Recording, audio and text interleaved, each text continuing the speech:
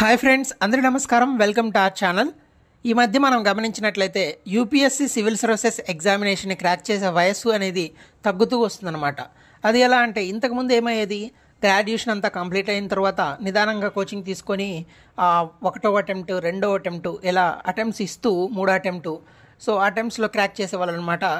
కానీ ఈ మధ్య కాలంలో అందరిలో అవగాహన పెరిగి, సో వాళ్ళు గ్రాడ్యుయేషన్ స్టార్టింగ్ టైం నుంచే న్యూస్ పేపర్స్ చదవడం, యూపీఎస్సీ సిలబస్ మీద అవగాహన పెంచుకోవడం, ఎన్సీఆర్టీ బుక్స్ చదవడం, సో ఈ విధంగా గ్రాడ్యుయేషన్ టైం నుంచి ప్రిపరేషన్ అనేది కొనసాగించి గ్రాడ్యుయేషన్ కంప్లీట్ అవ్వగానే సివిల్ సర్వీసెస్ ఎగ్జామినేషన్ని క్రాక్ చేయడం జరుగుతుందన్నమాట. సో ఇలా చేయడం వల్ల వాళ్ళు చిన్న వయసులోనే లేదా 21, 22కే సివిల్ సర్వీసెస్ని క్రాక్ చేసి సో వాళ్ళ కెరీర్ అనేది మంచిగా మలుచుకుంటున్నారు.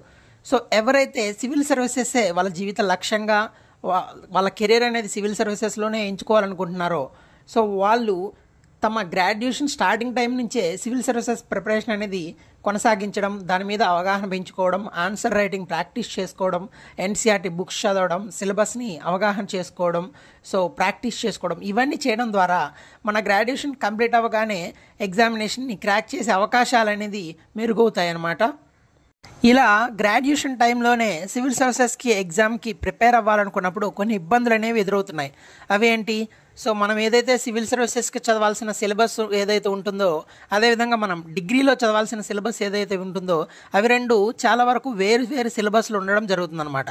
సో కానీ మనకి డిగ్రీలో ఎవ్రీ 6 మంత్కి మనకి సెమిస్టర్స్ ఉంటాయి. సో దీనికి ప్రిపేర్ అవుతూ ప్యారలల్గా సివిల్ సర్వీసెస్కి ప్రిపేర్ అవ్వడం, అది కూడా సిలబస్లు కొంచెం వేరు ఉండడం వల్ల సో చాలా ఇబ్బందులు అనేది ఎదుర్కొంటూ ఉన్నారనమాట. అదేవిధంగా ఆ గ్రాడ్యుయేషన్ టైంలోనే వీళ్ళు సివిల్ సర్వీసెస్కి సంబంధించి సో వీళ్ళకి గైడెన్స్ ఇచ్చేవాళ్ళు కానీ, మెంటార్షిప్ చేసేవాళ్ళు కానీ, సో వాళ్ళకు ఒక మార్గం చూపించే వాళ్ళు కానీ లేకపోవడం వల్ల ఆ ప్రిపరేషన్ అనేది సరైన మార్గంలో కొనసాగట్లేదు. సో దీనివల్లే మనకి మన ఆంధ్రప్రదేశ్లో కానీ హోల్ ఇండియాలో కానీ సో డిగ్రీ విత్ ఐఏఎస్ అనే కాన్సెప్ట్ అనేది రావడం జరిగిందనమాట. అంటే డిగ్రీ చదువుతూనే సివిల్ సర్వీసెస్కి ప్రిపేర్ అయ్యే విధంగా వాళ్ళు కోర్సులు అనేది డిజైన్ చేసి సో అందించడం జరుగుతుంది. సో ఇటువంటి కోర్సులు అందించడంలో మన ఆంధ్రప్రదేశ్లో బెస్ట్ అకాడమీ అయినటువంటి తక్షశిల ఐఏఎస్ అకాడమీ, సో వాళ్ళు మనకి డిగ్రీ విత్ ఐఏఎస్ అంటే, డిగ్రీ విత్ ఐఏఎస్ అంటే నార్మల్గా కాదనమాట. సో సిలబస్ కూడా సేమ్ ఏదైతే మనం సివిల్ సర్వీసెస్లో ఉంటుందో సో దాన్నే మనకి డిగ్రీలో అందించడం జరుగుతుందన్నమాట. అంటే వీళ్ళ సిలబస్ కూడా ఓన్గా వీళ్ళే కరికులం అనేది డిజైన్ చేయడం జరుగుతుంది. సో అందువల్ల మనకి డిగ్రీలో ఉండే కాన్సెప్ట్స్ సేమ్ పెట్టడం, సేమ్ ఏదైతే యూపీఎస్సీ సివిల్ సర్వీసెస్లో ఉంటుందో ఆ సిలబస్నే మన గ్రాడ్యుయేషన్లో కూడా అదే ఇంక్లూడ్ చేయడం జరిగింది. సో అదేవిధంగా వీళ్ళు ఎక్స్క్లూజివ్గా బీఏ పబ్లిక్ పాలసీ, అంటే దీంట్లో ఉండే సిలబస్ ఎలా ఉంటుందంటే 100% సివిల్ సర్వీసెస్లో ఏదైతే సిలబస్ ఉంటుందో సో అదే సిలబస్ అనేది ఇందులో ఉంటుందన్నమాట. సో తక్షశిల ఐఏఎస్ అకాడమీ 2 క్యాంపస్లు ఉన్నాయి ఆంధ్రప్రదేశ్లో. విజయవాడలో ఒకటి, అదేవిధంగా నాగార్జున యూనివర్సిటీలో 300 acres క్యాంపస్ అనమాట. సో ఇందులో మంచిగా మనం ఈ డిగ్రీ చదువుతూనే సివిల్ సర్వీసెస్ సిలబస్ మొత్తం కంప్లీట్ చేయడం జరుగుతుంది. అదేవిధంగా అక్కడ రిటైర్డ్ ఐఏఎస్, ఐపీఎస్, అదేవిధంగా ప్రజెంట్ ఎవరైతే ఈ మధ్య కాలంలో ఎగ్జామ్స్ క్రాక్ చేశారో వాళ్ళందరి చేత గైడెన్స్ అనేది ఉంటుంది. అదేవిధంగా మెంటార్షిప్ ప్రోగ్రామ్స్ ఉంటాయి, ఆన్సర్ రైటింగ్ సెషన్స్ ఉంటాయి, సో అదేవిధంగా గ్రూప్ డిస్కషన్స్, ఈ విధంగా రకరకాలుగా వాళ్ళు మంచిగా మనకి డిగ్రీ విత్ ఐఏఎస్ అనే దాని బదులు ఐఏఎస్ ఇన్ డిగ్రీ అనే విధంగా వాళ్ళు ఇవ్వడం జరుగుతుందన్నమాట. అదేవిధంగా గర్ల్స్కి ఎక్స్క్లూజివ్గా స్టెల్లా కాలేజీలో కోర్స్ అనేది అందించడం జరుగుతుందన్నమాట.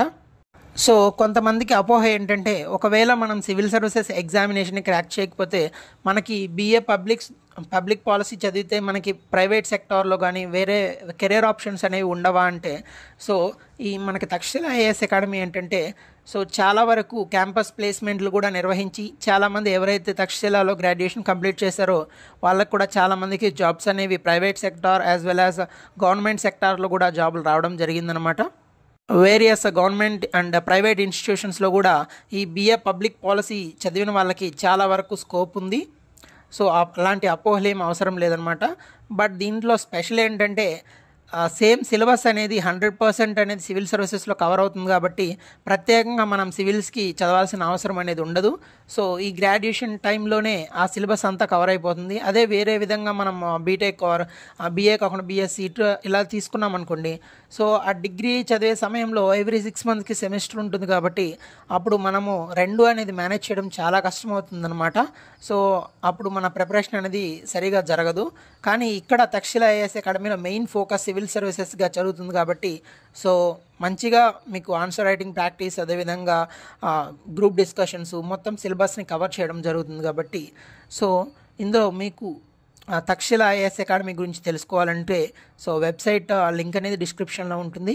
సో మీకు నంబర్స్ కూడా ఆ డిస్క్రిప్షన్లో ఇవ్వడం జరుగుతుందన్నమాట. మీరు ఆ క్యాంపస్ గురించి తెలుసుకోవాలన్నా, అదేవిధంగా ఆ కోర్స్ గురించి తెలుసుకోవాలన్నా మొత్తం కూడా డీటెయిల్స్ వెబ్సైట్లో దొరుకుతాయి. సో మీకు కొంచెమైనా యూస్ఫుల్గా అనిపిస్తే లైక్ చేయండి. Thank you so much.